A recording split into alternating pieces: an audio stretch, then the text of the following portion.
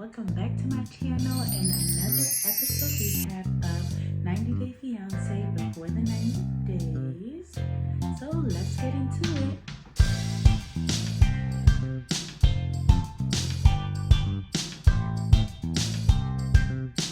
So before we get started, oh my god, I haven't got my eyebrows done in like 2 months. And don't clock me like they say in the little makeup TikTok world. You know what I'm talking about. Before we get started, what's in my cup? I just want to tell y'all I'm drinking some coffee. It is midday, it's noon, and I needed some more coffee. So my mug says, "You are my favorite."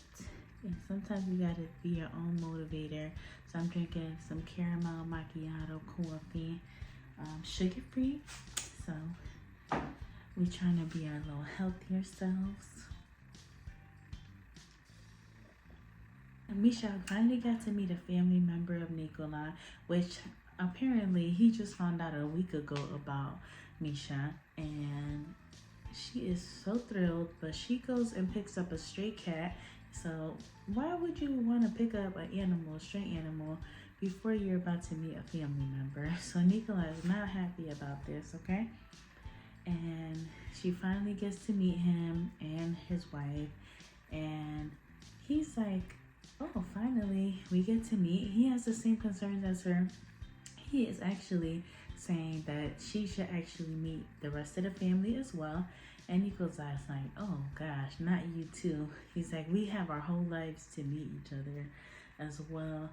But the brother has the same concerns as Misha, and Misha's like, I agree.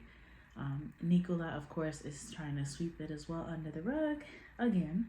And Misha's like, we gotta make this happen. And Nicola, what's happening a lot is that she is treating him like a child, to be honest. Like, she's like, oh, you don't know how to act around women. And she's like harping too much on that, which sometimes he does have to be reminded, but he as well is taking that as a joke. He's about to start calling her out on her stuff too. And now they're about to start getting into arguments, and I feel like they are just getting fed up with each other, so they need to reel it back in and get it together.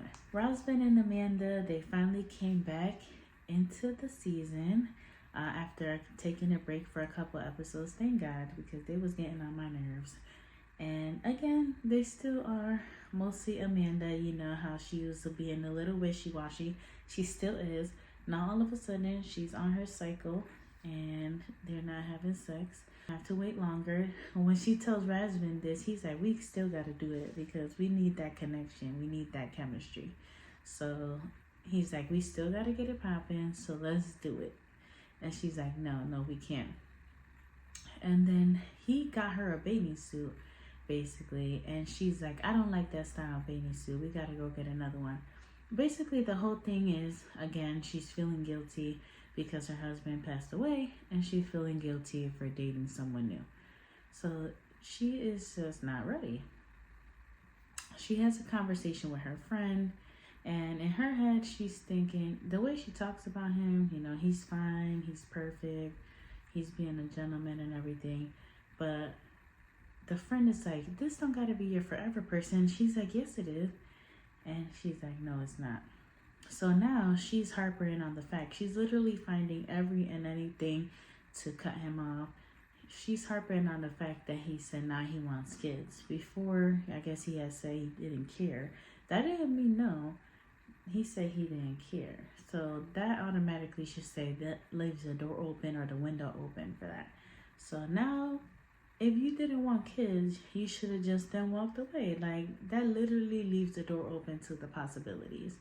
So now she's mad that he said he might want kids in the future. So now she's hanging up on that. I really just don't think they're going to make it. Who thinks they're going to make it? Comment below. I don't. Here we see Riley and Violet. They get into a huge fight to start the episode, where basically Riley has his friend on the phone and she's calling Violet out for still being on the apps. Violet claims that she forgot her password and so she's not able to delete the app. And basically Riley says nothing. He goes along with the friend attacking Violet, and she's upset about it. She feels like he should have protected her more.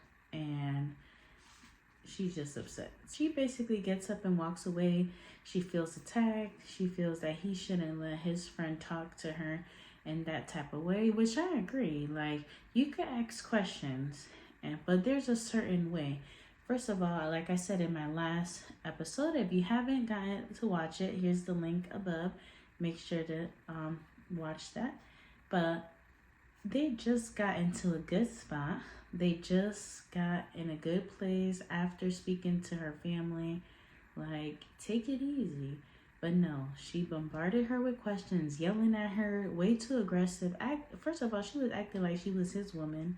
Like, no, you need to calm down. Like, he didn't protect her in that space. So she got mad. She got up and walked away. And yeah, now they're basically not talking, basically. And this is going to be like the end for them. So I don't think they're going to get back together. They both have a strong personalities. They both hard-headed. So they're both going to go against each other. And it's going to be basically who's going to say hi first. Who's going to, say sorry first.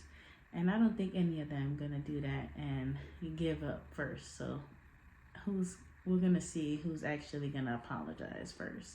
Then we got Stater and Dempsey, which they are the main people this episode. And they actually met and they spent their first night together. So they, of course, was awkward. And Dempsey was saying that she didn't want to give it up the first night. But then they had all this tension built up here over the time that they were talking for the last 7 months. So one thing led to another. And she ended up giving the cookie up, okay? And Dempsey was shy about it, and she actually felt that Stater was more advanced than her, so she felt a little insecure about that. First of all, Stater is just, I'm not saying her name right, and I will work on it, okay, guys? Because they have pretty unique names, okay? So she is definitely all about the sex, okay? That's all she want to talk about. She a little horn dog. First of all, when she says that she was more experienced, I'm like, what were you even doing on the first night? Like, I just imagine, like, is she wearing a mask? Or, like, what was she trying to do down there?